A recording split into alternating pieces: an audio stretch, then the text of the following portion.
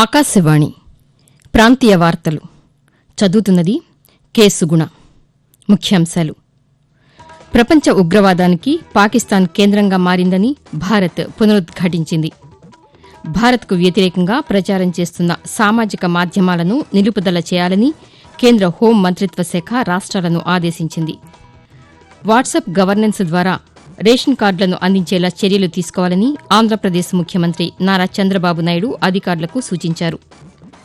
ఉగ్రవాదానికి వ్యతిరేకంగా భారత సైన్యం చేపట్టే చర్యలకు తమ మద్దతు ఉంటుందని తెలంగాణ ముఖ్యమంత్రి ఏ రేవంత్ రెడ్డి పేర్కొన్నారు. పునర్విభజన చట్టంలో విభజిత ఆంధ్రప్రదేశ్ రాజధాని స్థానంలో అమరావతి పేరు చేర్చే ప్రతిపాదనకు రాష్ట మంత్రివర్గం ఆమోదం తెలిపింది. వార్తల వివరాలు: ప్రపంచ ఉగ్రవాదానికి పాకిస్తాన్ కేంద్రంగా మారిందని భారత్ పునరుద్ఘాటించింది. ఢిల్లీలో జరిగిన పాతికేయుల సమావేశంలో భారత విదేశాంగ శాఖ కార్యదర్శి విక్రమ్ మిస్రీ మాట్లాడుతూ, పహల్గాం ఉగ్రదాడిపై ఐక్యరాజ్యసమితి భద్రతా మండలిలో చర్చలు జరుగుతున్నప్పుడు ది రెసిస్టెన్స్ ఫ్రంట్ టీఆర్ఎఫ్ పాత్రను పాకిస్తాన్ వ్యతిరేకించిందని గుర్తు చేశారు. ఐక్యరాజ్యసమితి జాబితాలో ఉన్న లష్కర్ ఈ తోయిబా, జైష్ ఈ మహ్మద్ వంటి ఉగ్రవాద గ్రూపులకు పాకిస్తాన్ నిలయమని ఆయన పేర్కొంటూ, I think Pakistan's reputation as the epicenter of global terrorism is rooted in a number of instances where concrete evidence is available, not just to India, but to governments and authorities and agencies around the world. There are several terrorist attacks around the world where Pakistani fingerprints have been found. భారత్కు వ్యతిరేకంగా సామాజిక మాధ్యమాలలో అసత్య ప్రచారం చేస్తున్న ఖాతాలను నిలుపుదల చేయాలని కేంద్ర హోం మంత్రిత్వ శాఖ రాష్ట్రాలను ఆదేశించింది. ఆపరేషన్ సింధూర్ అనంతరం కేంద్ర హోంశాఖ మంత్రి అమిత్ షా పలు రాష్ట్రాల ముఖ్యమంత్రులతో నిన్న సమీక్ష సమావేశం నిర్వహించారు. ఈ సమావేశంలో హోం మంత్రిత్వ శాఖ అన్ని రాష్ట్రాలకు పలు సూచనలు చేసింది. ఆపరేషన్ సింధూర్ గురించి, దేశ భద్రత గురించి తప్పుడు కథనాలు వ్యాప్తి చేసే ఖాతాలపై కఠిన చర్యలు తీసుకోవాలని ఆదేశించింది.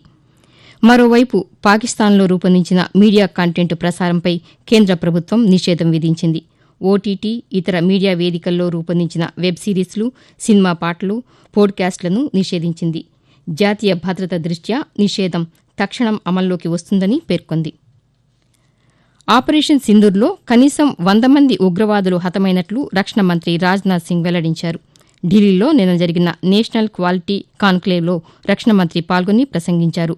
దేశ సాయుధ దళాలు ప్రదర్శించిన పరాక్రమానికి కేంద్ర మంత్రి ఈ సందర్భంగా అభినందనలు తెలియజేస్తూ, देश में पहले से ही ऑर्डिनेंस फैक्ट्रीज का एक इंडिजिनस सिस्टम रहा है और इन फैक्ट्रीज ने एक समय पर बेहतरीन काम किया और देश की सुरक्षा जरूरतों को पूरा करने में बहुत ही अहम भूमिका निभाई हुई है.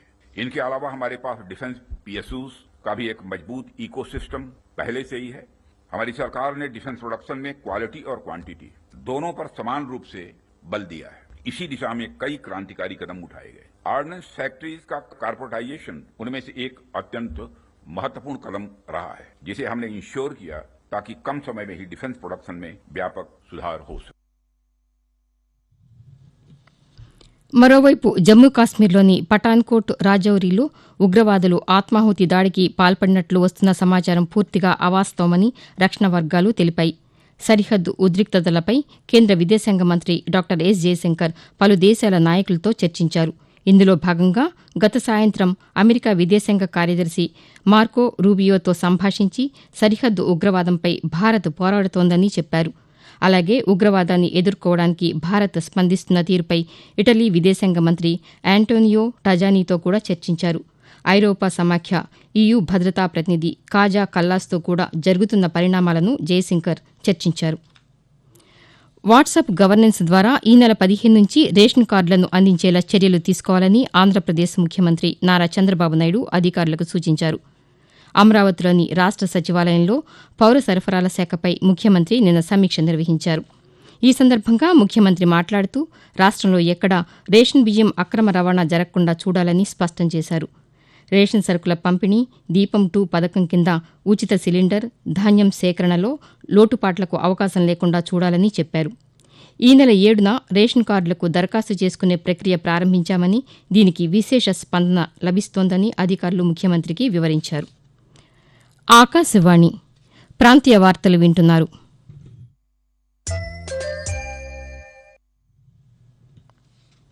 ఆపరేషన్ సింధూర్ నేపథ్యంలో భారత సైన్యానికి సంఘీభావంగా హైదరాబాద్లో గత సాయంత్రం ఆపరేషన్ సింధూర్ నిర్వహించారు. ఉగ్రవాదానికి వ్యతిరేకంగా తెలంగాణ ముఖ్యమంత్రి రేవంత్ రెడ్డి నేతృత్వంలో చేపట్టిన ఈ ర్యాలీ రాష్ట సచివాలయం నుంచి నెక్లెస్ రోడ్డు వరకు కొనసాగింది. ముఖ్యమంత్రి పిలుపు మేరకు ఈ ర్యాలీలో ఉప ముఖ్యమంత్రి భట్టి విక్రమార్క, మంత్రులు, మాజీ సైనికాధికారులు, భారీ సంఖ్యలో విద్యార్థులు, యువత పాల్గొన్నారు. పహల్గాం ఉగ్రదాడిలో ప్రాణాలు కోల్పోయిన వారి కోసం 2 నిమిషాల పాటు మౌనం పాటించి నివాళులర్పించారు. అనంతరం ముఖ్యమంత్రి మాట్లాడుతూ భారతీయుల మీద ఉగ్రదాడి చేయగలుగుతామని ఉగ్రవాదులు విర్రవీగుతున్న సందర్భంలో రాజకీయాలకు అతీతంగా ఈ భారత మాత రక్షణలో మనమందరం ఏకమై మన సార్వభౌమ అధికారం మీద ఎవరు దాడి చేసినా వాళ్లను వదలబోమనే సందేశాన్ని ఈ తెలంగాణ నడిగడ్డ మీద నుంచి భారత వీర జవాన్లకు మనము అండగా నిలబడి వాళ్లకు ఒక స్ఫూర్తిని ఇవ్వడానికి 140 కోట్ల భారతీయులు అండదండగా నిలబడతారని ఈ సమావేశం ద్వారా మేము సందేశాన్ని పంపించదలుచుకున్నాం. పునర్విభజన చట్టంలో విభజిత ఆంధ్రప్రదేశ్ రాజధాని స్థానంలో అమరావతి పేరు చేర్చే ప్రతిపాదనకు రాష్ట మంత్రివర్గం ఆమోదం తెలిపింది. అమరావతిలోని రాష్ట సచివాలయంలో ముఖ్యమంత్రి నారా చంద్రబాబు నాయుడు అధ్యక్షతన నిన్న జరిగిన మంత్రివర్గ సమావేశంలో పలు కీలక నిర్ణయాలు తీసుకున్నారు. ఈ వివరాలను రాష్ట సమాచార శాఖ మంత్రి కొలుసు పార్థసారథి పాతికేయులకు వెల్లడించారు. రాజధాని పరిధిలో వివిధ సంస్థలకు భూ కేటాయింపులకు మున్సిపల్ శాఖ 281 పనులను హైబ్రిడ్ యాన్యుటీ విధానంలో చేపట్టేందుకు ఆమోదం తెలిపిందని మంత్రి తెలియజేస్తూ కొత్తగా నిర్ణయించబడే రాజధాని ఆంధ్రప్రదేశ్కు ఉంటుందని చెప్పేసి ఆ చట్టంలో పేర్కొనబడింది. అంటే రాజధాని పేరు ఎక్కడ కూడా తెలపకుండా ఈ రోజు దాన్ని అమెండ్మెంట్ చేయమని చెప్పేసి రిక్వెస్ట్ చేస్తూ అమరావతి విభజిత ఆంధ్రప్రదేశ్ కు రాజధానిగా అమెండ్ చేయాలని చెప్పేసి ఏదైతే ప్రపోజల్ వచ్చిందో దాన్ని మంత్రిమండలి ఆమోదించడం జరిగింది. కాగా అంతకుముందు అమరావతి పునర్నిర్మాణ పనులు ప్రారంభించిన ప్రధానమంత్రి నరేంద్ర మోదీకి ఆపరేషన్ సింధూర్ నిర్వహించిన త్రివిధ దళాలకు మంత్రివర్గం ధన్యవాదాలు తెలిపింది. భారత ప్రభుత్వానికి మద్దతుగా వందేమాతరం నినాదాన్ని సామాజిక మాధ్యమ ఖాతాల డిస్ప్లే పిక్చర్ డీపీగా పెట్టుకోవాలని ప్రజల్ని ఆంధ్రప్రదేశ్ ఐటీ శాఖ మంత్రి నారా లోకేష్ కోరారు. దేశ సమగ్రతను దెబ్బతీయడానికి శత్రుదేశం ఉగ్రవాద చర్యలకు పాల్పడుతున్న నేపథ్యంలో అందరూ కేంద్ర ప్రభుత్వానికి అండగా నిలవాలని సామాజిక మాధ్యమం ఎక్స్ ద్వారా ఆయన విజ్ఞప్తి చేశారు. ఇందుకు సంకేతంగా డీపీ పెట్టుకోవాలని, వందేమాతరం అని నినదించాలని కోరారు. తెలంగాణలో వైద్యరంగ సంక్షేమం కోసం రాష్ట ప్రభుత్వం కృషి చేస్తోందని ఉప ముఖ్యమంత్రి మల్లు భట్టి విక్రమార్క తెలిపారు. ఖమ్మం జిల్లాలో 35 ఎకరాల్లో 166 కోట్ల రూపాయలతో నిర్మించనున్న వైద్య కళాశాల భవనాల నిర్మాణాలకు మంత్రులు తుమ్మల నాగేశ్వరరావు, పొంగులేటి శ్రీనివాసరెడ్డితో కలిసి నిన్న శంకుస్థాపన చేశారు. అనంతరం ఉప ముఖ్యమంత్రి మాట్లాడుతూ మౌలిక సదుపాయాలకు ప్రాధాన్యమిస్తూ వైద్య కళాశాలలను నిర్మిస్తున్నామని తెలిపారు. ఆంధ్రప్రదేశ్లోని కాకినాడ జిల్లా అన్నవరం సత్యనారాయణ స్వామివారి కళ్యాణ మహోత్సవం గత రాత్రి వైభవంగా జరిగింది. కళ్యాణోత్సవంలో ముందుగా సత్యదేవుడు, అనంతలక్ష్మి అమ్మవార్లకు వెండి గరుడ, గజవాహనాలపై గ్రామోత్సవం నిర్వహించారు. రాత్రి 9:30 కళ్యాణ తంతు ప్రారంభించారు.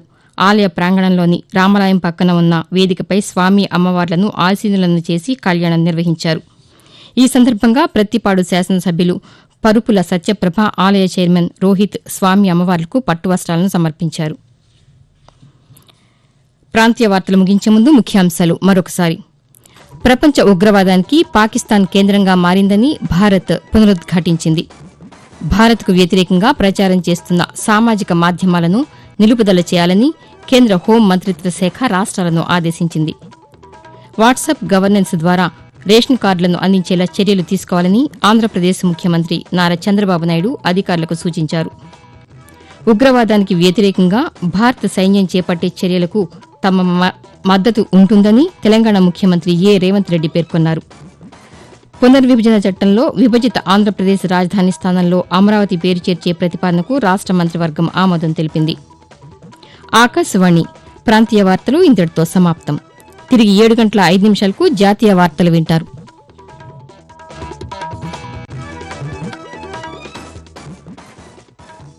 ఆకాశవాణి